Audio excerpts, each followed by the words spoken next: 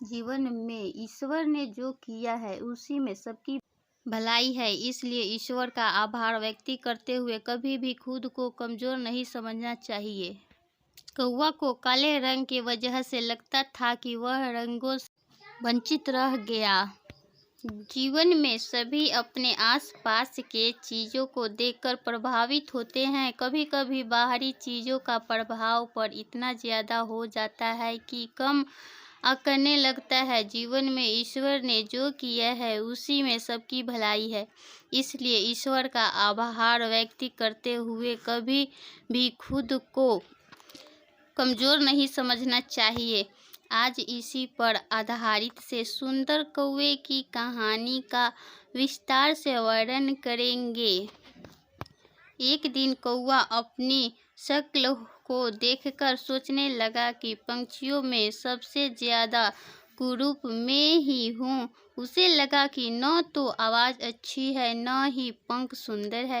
काले रंग के से लगता था कि वह रंगों से भी वंचित है। ये सारी बातें सोचने की वजह से उसके अंदर हीन भगवान से ग्रसित होकर दुखी भी रहने लगा। एक दिन बबूले ने कौवे की उदासी का कारण जानना चाहा तो कौवे ने जवाब दिया कि तुम गोरे चिट्टी हो, मैं तो बिल्कुल काला हूँ, मेरा इस दुनिया में जीना बेकार है।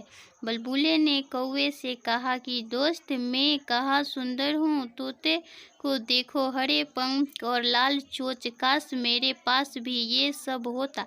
बबूले की बात सुनकर कौवे को सुंदर को जानने की इच्छा हुई। वह तोते के पास पहुंचकर बोला कि तुम इतने सुंदर हो, खुश तो तुम बहुत होते होगे। जवाब में तोते ने कहा कि मैं खुश तो था, लेकिन मोर को देखकर खुशी हो गया क्योंकि वह मुझसे ज़्यादा सुंदर होता है। मोर की खुशी जानने के लिए कौवा उसे जंगल में खोजने लगा, परंतु उसे एक भी मोर नहीं दिखाई दी। जंगल वाले से पूछने के बाद पता चला कि मोर को चिड़ियाघर वाले उठा कर ले गए हैं।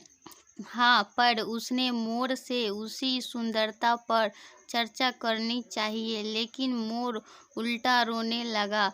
उसके कौवे से कहा कि ईश्वर का धन्यवाद करो जो तुम्हें सुंदर नहीं हो, वरना पिंजरे में होते।